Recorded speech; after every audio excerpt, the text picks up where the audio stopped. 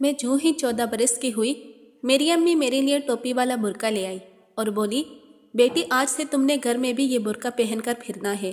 میں لاؤبالی سی بچی تھی، اس لیے امی سے جھگڑ پڑی اور بولی، امی آپ تو خود سر پر دوپٹہ لے کر ہی باہر گلی میں جاتی ہیں، کبھی چادر یا برقع نہیں اوڑھا، تو میں کیوں آپ کی بات مانوں؟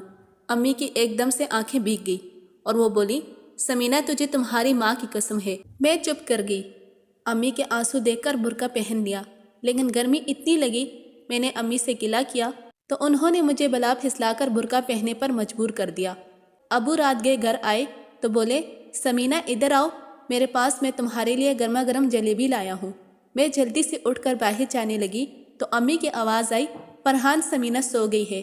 ابو بولے، جاؤ اسے اٹھا کر لے آؤ، اسے جلیبی بہت پسند ہے۔ امی نے پھر بہانہ کیا اور بولی، سمینہ کی طبیعت ٹھیک نہیں تھی، اس لیے وہ جلدی سو گئی ہے، میں اسے اٹھا نہیں سکتی۔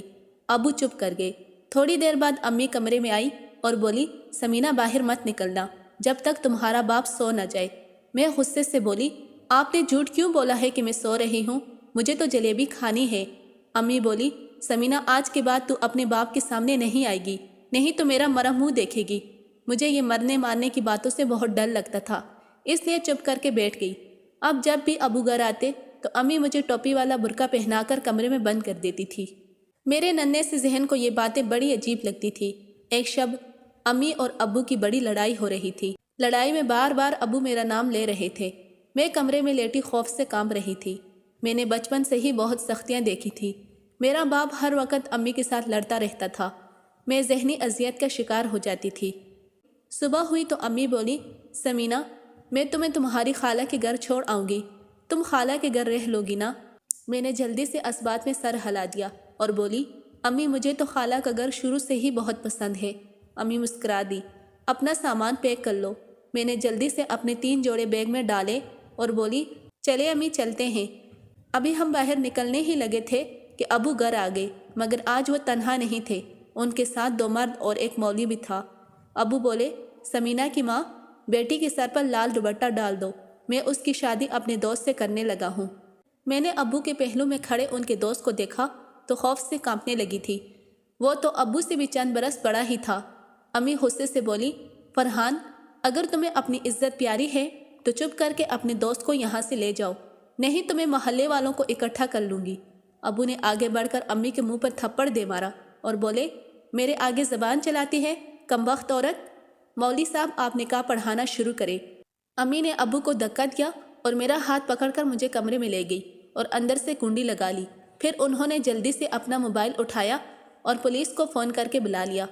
میں بے تحاشا خوفزدہ تھی اور رونے لگی۔ میں بولی، کیا بات ہے امی، یہ سب کیا ہو رہا ہے؟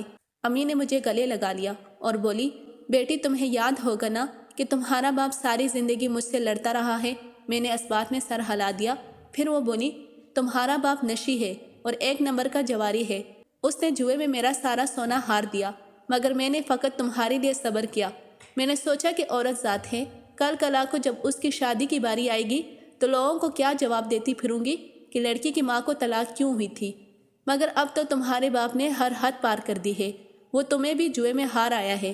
میں نے اس سے کہہ دیا کہ میری بیٹی ابھی بہت چھوٹی ہے، اس کی شادی کی عمر نہیں، مگر تم نے بہت کٹ کاٹ نکال دیا تھا، اس لیے تمہیں گھر میں برقع پہننے کا کہتی تھی۔ تھوڑی دیر تک پولیس آ گئی اور امی نے ابو پر بیٹی کی کم عمری کی شادی اور جوئے کا پرچہ کٹوایا تھا۔ ابو کو پولیس اپنے ساتھ لے گئی تھی۔ امی نے سلائی شروع کر دی، انہوں نے مجھے خوب پڑھایا لکھایا۔ ابو 10 برس بعد جب جیل سے لوٹے تب میں پولیس آفیسر لگ چکی تھی۔ ابو بھی انسان بن چکے تھے۔ مجھے میری ماں پر فخر ہے کیونکہ اس نے بہتر فیصلہ کر کے 2 زندگیاں تباہ ہونے سے بچا لی تھی۔ اب اگر میری شادی ہو چکی ہوتی تو میں صرف بچے جننے والی مشین اور جواری شوہر کی مار کھانے والی عورت بن چکی ہوتی، لیکن میری ماں کے درست فیصلے نے مجھے میرے قدموں پر کھڑا کر کے مجھے کامیاب کر دیا تھا۔